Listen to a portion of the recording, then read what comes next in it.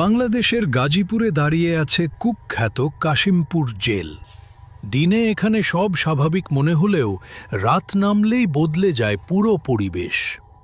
গার্ডররা বলেন, রাতের বেলা ভেতর থেকে ভেসে আসে শিকলের ঝনঝনানি, দরজা বাজা আর ফিসফিস আওয়াজ, অথচ সব দরজাই তখন তালাবদ্ধ থাকে। একসময় একের পর এক কয়েদি হঠাৎ করে মারা যেতে থাকে। কেউ গলায় দড়ি দেয়, কেউ অজানা অসুখে মারা যায়। ডাক্তাররা কোনো ব্যাখ্যা দিতে পারেননি। স্থানীয়দের দাবি, সেই আত্মাগুলো আজও কারাগারের ভেতরে বন্দী হয়ে আছে। সবচেয়ে ভয়ঙ্কর জায়গা হলো জেলের লম্বা করিডর।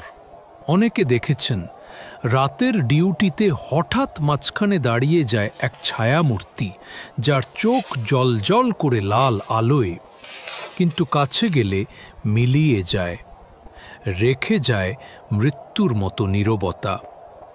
একজন সাবেক প্রহরী জানিয়েছেন, এক রাতে তিনি দেখেছিলেন এক কয়েদি তার সেলের ভেতর দাঁড়িয়ে আছে, কিন্তু অবাক হয়ে বুঝলেন সে কয়েদি তো বহু বছর আগে মারা গেছে।